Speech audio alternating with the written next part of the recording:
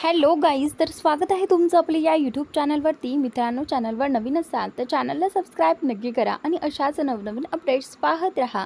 तर इंद्र जो आहे तो राणीचे पुस्तकं घेऊन घरामध्ये आलेला असतो आणि त्याने ती पुस्तकं टेबलवरती ठेवले.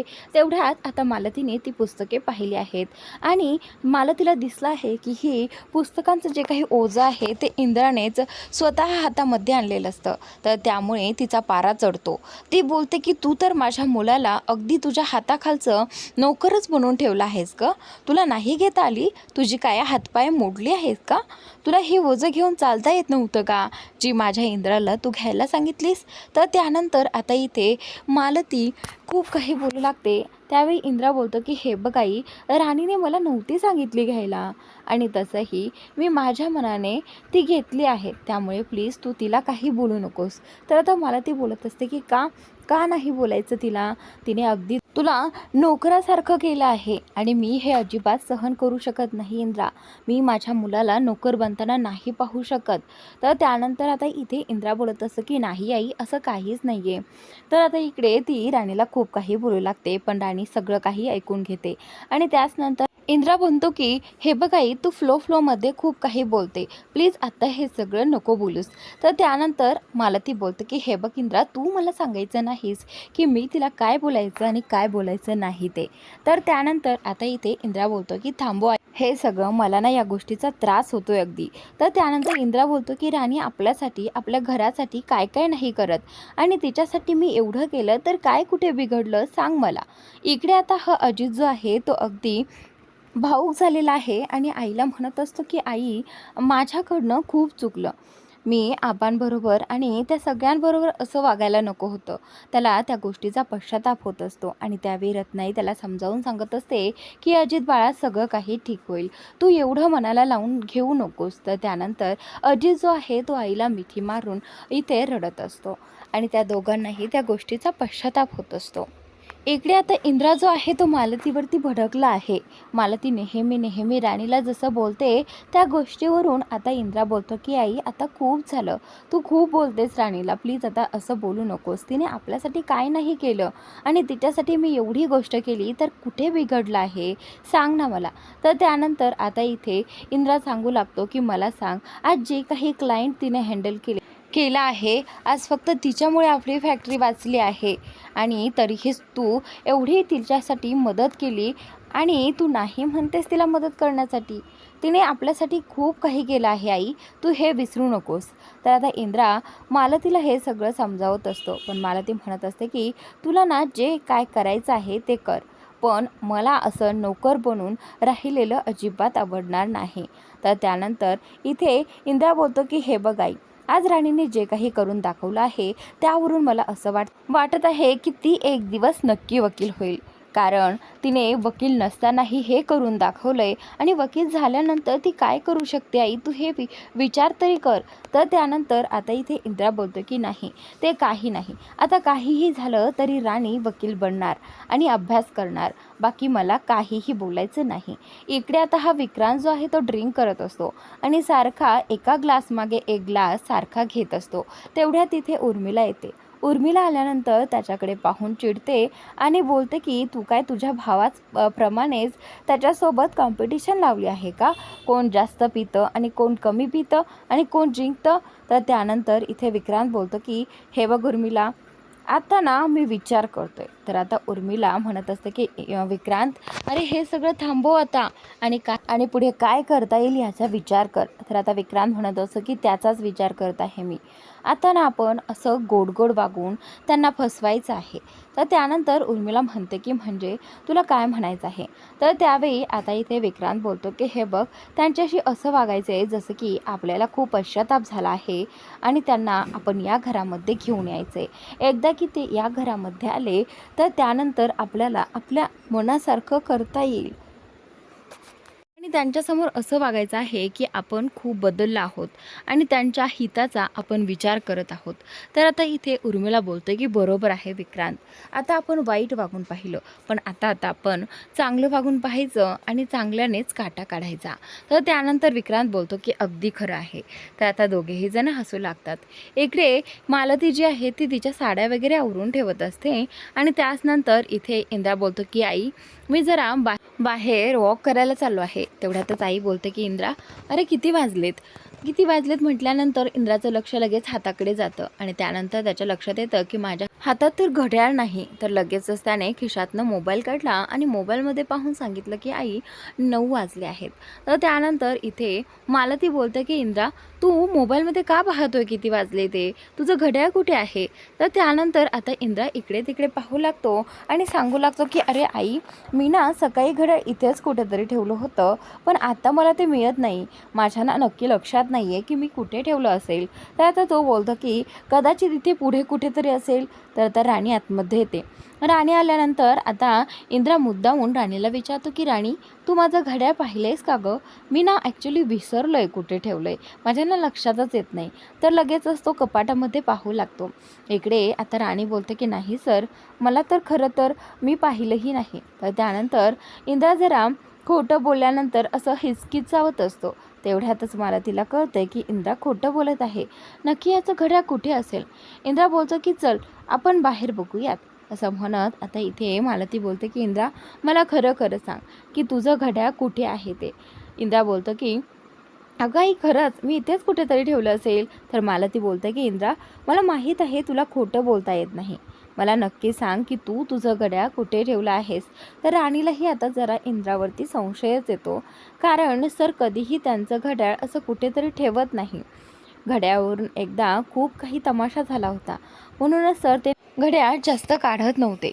तर आता इकडे ज्यावेळी मालती इंद्राला प्रश्न विचारू लागते त्याचवेळी आबा तिथे येतात आणि आबा बोलतात की पोरांनो, आज तुम्ही जे काही केलं आहेत ना त्यावरून मी खूप खुश आहे. आबा जे आहे ते हसतच असतात. त्यावेळी आता इंद्रा आणि राणी विचारू लागतात की आबा काय झालं? तर आता आबा बोलतात की काय झालं, तुम्ही मला विचारताय? अरे आपली फॅक्टरीची डील कॅन्सल झाली आणि हे फक्त तुम्हा दोघांमुळे शक्य झालं आहे. तेवढ्यातच इंद्रा बोलतं की हे पहा आबा, आम्हा दोघांमुळे नाही तर खरं तर राणीमुळे हे शक्य झालं आहे. राणीच त्या क्लायंटला बोलली आणि अगदी व्यवस्थित बोलली, त्याचमुळे तो क्लायंटने ती डील कॅन्सल केली आहे. तर आता आबा बोलतात की हो, अगदी खरं आहे आणि आता राणी जोमाने अभ्यासाला लागायचे आणि लवकरच वकील होऊन दाखवायचं. तर आता इंद्रा बोलतो की हो राणी, चल आता उशीर होतोय, तू एकदा अभ्यासाला बस बरं. तर आता इंद्रा आई प्रश्न विचारण म्हणून लगेचच राणीला बोलतो की चल आता अभ्यासाला जावं लागेल. असं म्हणत तो लगेचच तिला बाहेर घेऊन जातो आणि इकडे मालतीला कळतं की इंद्रा तिला टाळतो आहे. मालती जी आहे ती इंद्राकडेच पाहत असते आणि म्हणते की नक्कीच इंद्रा माझ्यापासून काहीतरी लपवत आहे आणि मला तो टाळत आहे. पण का, असं का करत असेल तो? मालती या गोष्टीचा विचार करते. तिला जरा इंद्रावरती डाऊटच येतं की नक्की घड्याळ कुठे असेल. इकडे आता महाडिकांच्या बंगल्यामध्ये अजित आणि रत्नाई दोघेही जण खाली आलेले असतात. अजित नाश्ता करण्यासाठी डायनिंग टेबलपाशी उभा असतो आणि त्यावेळी तो विचार करत असतो. तेवढ्यात रत्नाई तिथे येते आणि बोलते की काय रे अजित, काय झालं, कसला विचार करतोयस? चल बसून घे बरं. तर त्यावेळी अजित बोलतो की आई, मला ना असं वाटतं की एकदा आपण आबांशी बोललं पाहिजे. तर आता इथे रत्नाई बोलते की तुझं बरोबर आहे रे, पण आपण दोघांनी बोलून काही होणार नाही. खरं तर आपण सगळ्यांनी मिळून बोललं पाहिजे. तर त्यावेळी अजित बोलतं की पण आई, तुला वाटतं का विक्रांत दादा त्यांच्याशी बोलेल? तर तेवढ्यातच विक्रांत आणि उर्मिला दोघेही जण वरतून खाली येतात आणि त्यानंतर विक्रांत बोलतो की काय काय झालंय, काय बोलेल? असं म्हणत आता इथे रत्नाई बोलतं की ते काय आहे ना विक्रांत, आम्हाला ना आबांशी बोलायला हवं आहे. एकदा असं वाटतं की आपण आबांशी बोललं पाहिजे आणि त्या सगळ्यांना सॉरी म्हटलं पाहिजे.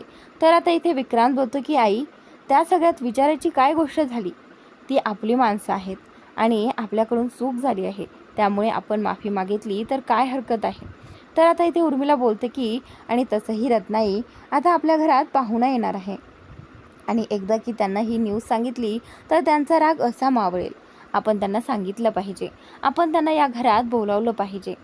आपल्या सगळ्यांना त्यांचीही गरज आहे. तर रत्नाई बोलते की आपल्याला उर्मिलाची चोरवटी भरायचीच आहे, तर आपण त्यासाठी त्यांना बोलावू शकतो ना. तर आता उर्मिला आणि विक्रांत लगेचच बोलतात की हो, का नाही. उर्मिला आणि विक्रांतला काहीही करून त्यांना या घरात आणायचं असतं. आणि त्यानंतर आता हे ऐकून अजितही खुश होतो. त्याला वाटलं होतं की विक्रांत दादा कधीच मानणार नाही, पण आता विक्रांतने सुद्धा होकार दिला आहे म्हटल्यानंतर तो देखील खुश होतो. तर आता इथे उर्मिलाही खुश होते. तिला वाटतं की आता आपण काही करायच्या आधीच काहीतरी प्लॅनमुळे ते दोघेजण बाळामुळे का होईना या घरात येतील. त्या दोघांनाही असंच वाटतं. तर आता रत्नाई बोलते की हो, आपण सगळेजण मिळून त्यांच्याकडे जाऊयात. तर आता आधी नाश्ता करून घ्या असं म्हणत आता रत्नाई सगळ्यांना नाश्त्यासाठी तिथे टेबलवरती बसवते आणि सगळेजण मिळून नाश्ता करू लागतात. अजित विक्रांतला म्हणतो की मला वाटलं नव्हतं दादा की तू येशील आमच्याबरोबर. तर आता विक्रांत बोलतो की हे बघ अजित, आपल्याकडून चूक झाली आहे आणि ते आपल्यापेक्षा मोठे आहेत. आपण माफी मागितली म्हणून काय होतं, त्यामुळे आपण माफी मागायलाच हवी. आपण एकदा नाही दोनदा त्यांची माफी मागू, पण त्यांना या घरात घेऊनच येऊ. रत्नाईला आणि अजितला खरंच मनापासून आनंद झालेला असतो की लवकरच आबा आणि मालती काकू या घरात येतील. पण विक्रांत जो आहे तो आणखीनच इकडे स्वतःला समजावत असतो की आता लवकरच त्याचा प्लॅन सक्सेस होणार आहे. इकडे आता राणी जी आहे ती अभ्यासाला आलेली असते. ती तिच्या पुस्तकांकडे येते. आल्यानंतर ती पाहते की इंद्राने तिच्यासाठी प्रेमाचे वाक्याचं जे कार्ड दिलं होतं ती वाचत असते आणि तिला ते खूप आवडलेलं असतं. त्यामध्ये खूप छान पद्धतीने प्रेमाबद्दल लिहिलेलं असतं आणि ते स्वतः इंद्रजित सरांनी तिच्यासाठी दिलेलं असतं, म्हणून ते तिला खूप प्रिय झालेलं आहे. इकडे आता राणी म्हणत असते. तिने पुस्तक ओपन केलं आणि त्यावेळी ती म्हणते की ही पुस्तके जर वेगळ्या भावनेने म्हणजे एखादीची भावना दुखवून आणलेले असतील तर मला ही पुस्तके नको आहेत, कारण त्या घड्याळासोबत एखाद्याच्या भावना होत्या. हे राणीला कळालेलं आहे. राणी बोलते की जर तसं असेल तर मी हे पुस्तकं वापस करेल. तर त्या राणीने ठरवलं आहे की जर सरांनी त्यांची घड्याळ देऊन ही पुस्तके आणली असतील तर मला ही पुस्तके नको आहेत. तर त्यानंतर आता ती तोच विचार करत असते आणि थोड्या वेळाने ती अभ्यासाला बसते. इकडे अभ्यासाला बसल्यानंतर इंद्रा जो आहे तो तिच्या जवळ येतो. आल्यानंतर तो विचारतो की काय झालं, राणी मॅडम का अशा बघत आहेत. तर त्यानंतर तिला असा भास होतो की इंद्रा तिच्याशी बोलतोय, पण खरं तर इंद्रा तिथे नसतोच. तो तिचा भास असतो. तिला दोनदा इंद्राचा आवाज येतो, पण इंद्रा खरं तर तिथे नसतो.